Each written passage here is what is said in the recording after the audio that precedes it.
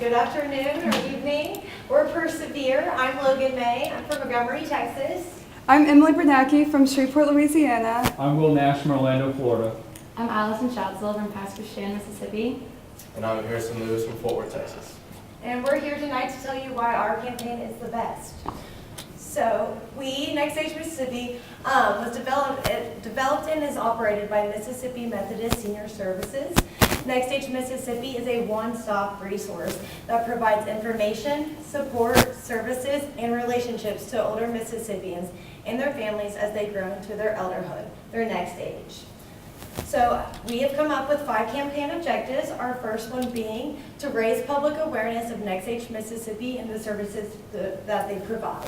Number 2, we want to increase Next Stage Mississippi's client base by 23%. Our third objective is to identify new services that Next Stage can provide.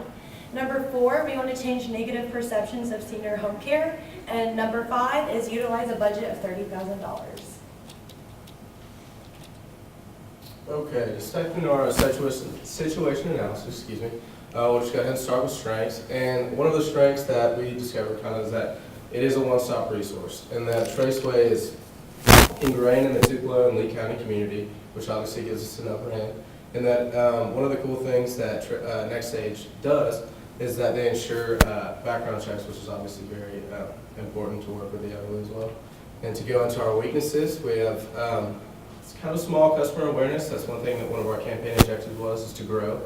We have a high competition. We'll list those further on in the presentation. And we have a small customer base, which is another thing that we plan to grow on with. Opportunity-wise, we have a technology services, which we'll see in the book, and then a potential new market. The campaign objective was about getting a bigger customer base, and that's one thing that we plan to do. And with our threats, we have a limited exposure and our competition, which we listed 3, but in our competition analysis, we'll delve into 2 more. We chose Comfort Keepers and Visiting Angels because they are somewhat similar to the Next Stage services, but offer different services as well. So both franchises of national corporations. Comfort Keepers has different services such as hygiene, basic medical care, as well as companionship, and a 24 round-the-clock access to all of their services as well. And then Visiting Angels would be almost the exact same thing as discussing Comfort, but they offer medical services for dementia, Alzheimer's, as well as end-of-life care. So we dove in and did some of our own research. We conducted a survey online so that we could ask participants different questions so that they could we could gain insight for consumer wants and needs. So one of the main questions we asked, how often do you think about senior care for a loved one? And the answers were very diverse, but the most popular was often, as in it's still in people's minds, but we want it to be people to be more aware of this is something that they need to think about more often. What is your gender? We had most female respondents. So we chose them as our target decision makers. So our age range, our most common were 45 to 60. So that's going to be our age demographic that we want to reach for. Our overall thing we found wrong with the entire Next Stage is the awareness issues. So out of all 82 participants, only 8.54% had heard of Next Stage. So that is going to be our biggest issue. And so I feel like once we create awareness of not only Next Stage, but the services and how it's taking a step away from the old traditional on-campus type of senior living that people traditionally think of, that the awareness of Next Stage can bring in many, many more customers. So we wanted to expand the mediums from the ones that people had heard of, where they heard of Next Stage, and we found that Facebook and Mississippi Senior Services were the most helpful with expanding awareness of Next Stage. So we gave them a couple of different services to rank which ones they found more useful or relevant, and the top one they chose were just the regular independent living. So that is very important with Next Stage because that's what it's all about.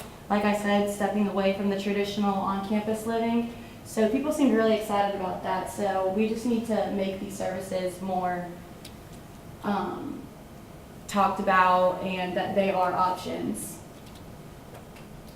And we asked to just fill in some recommendations or anything, and we were shocked that a lot of the services people wrote in were already services that are offered. So that brings us back again to our awareness issues, that we can step up those while adding others so that you can help your customers with what they find relevant.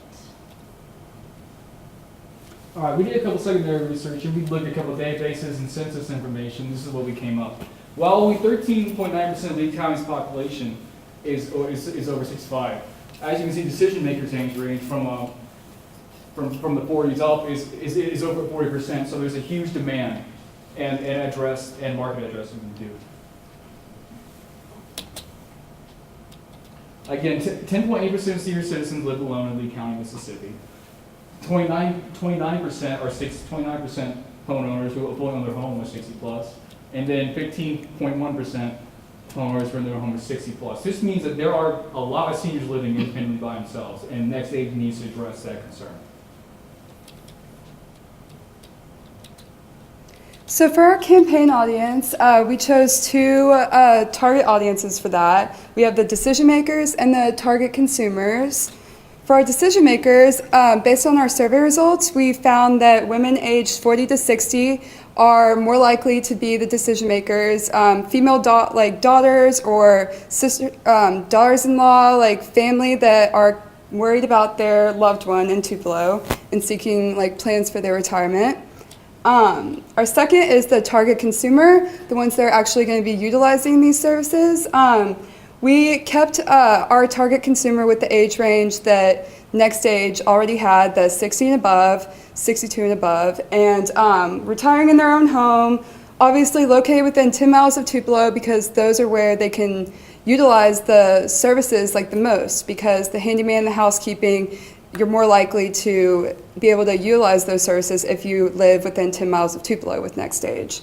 And someone that's physically struggling to live on their own but still wants to live independently and just needs a little help around the house.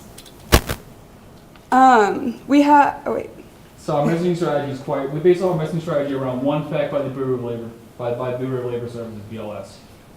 Basically, by the time an average American turns 65, they've spent 5 years of their life cleaning, maintaining their homes, and doing other daily chores that quite frankly stink, we don't want to do.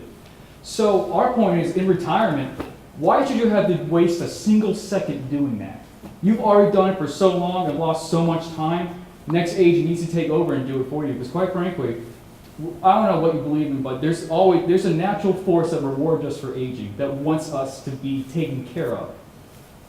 And that's why we think Next Age is Mississippi. So remember, you earned it!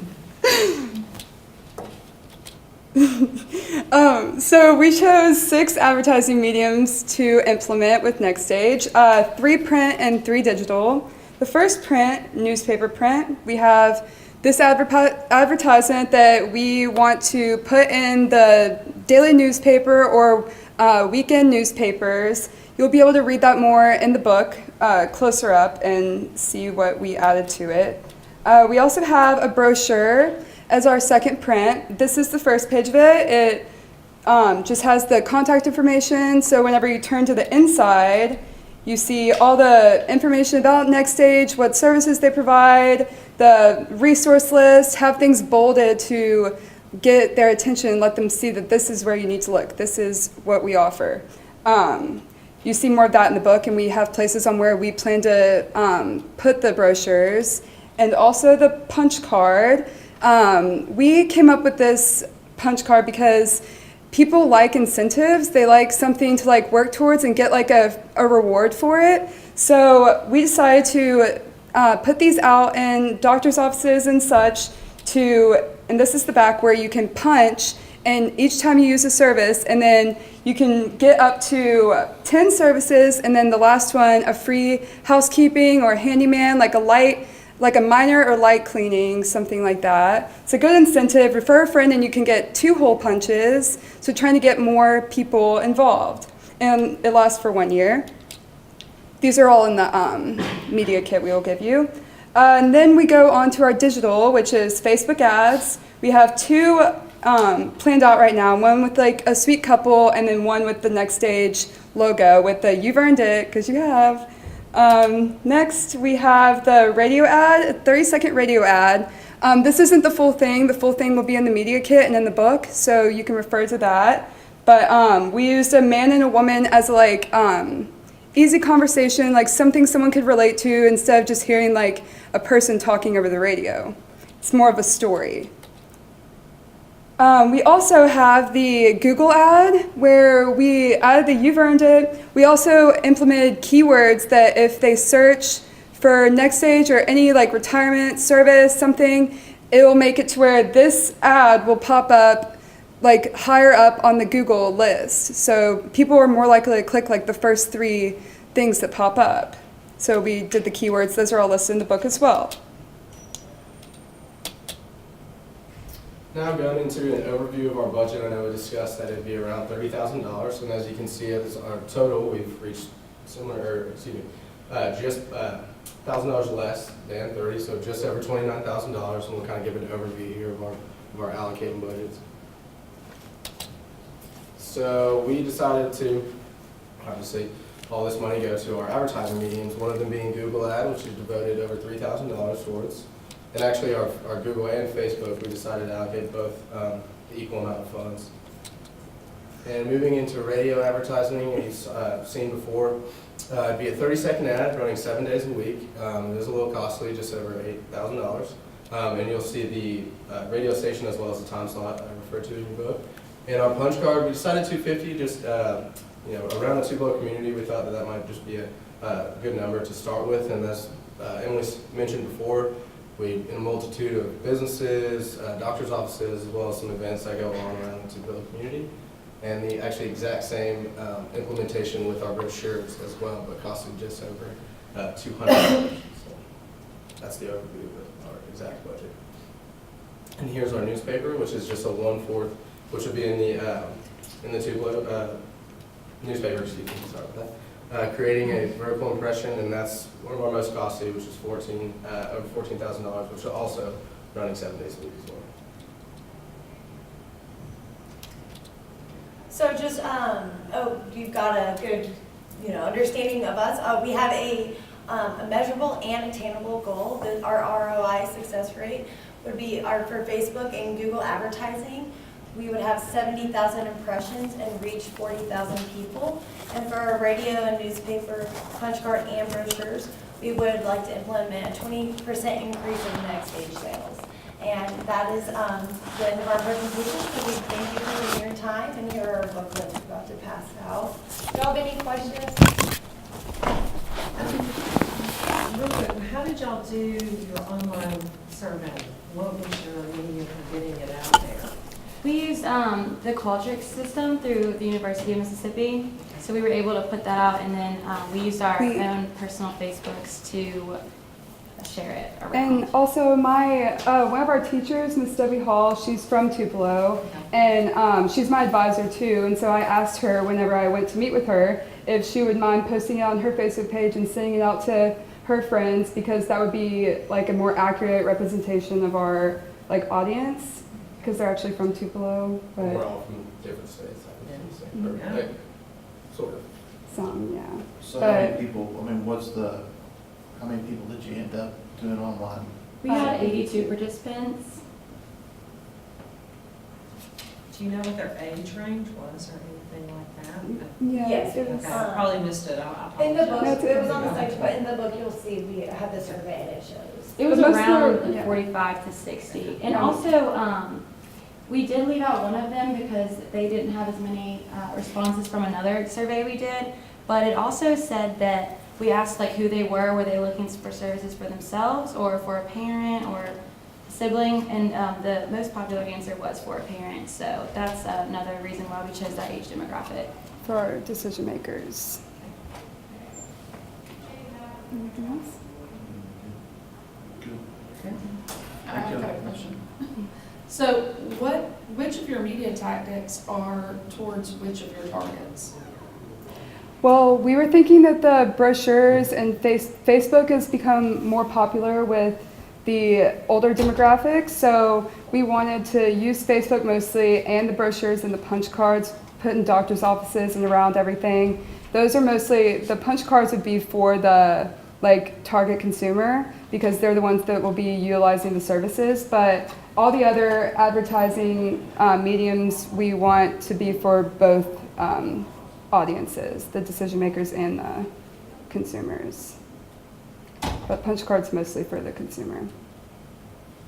On the media plan, did you have radio stations? We list them in the book Yes. that we. There's also a full script in the book. Yeah, we were a whole Oh, script. so y'all recommend some actual stations, is that what you're? Yes. Yes, and we listed doctor's offices and other places that we think would be a good fit for the brochures and such. Okay. Thank you for Thank you. Good job. Thank you so much. Yeah.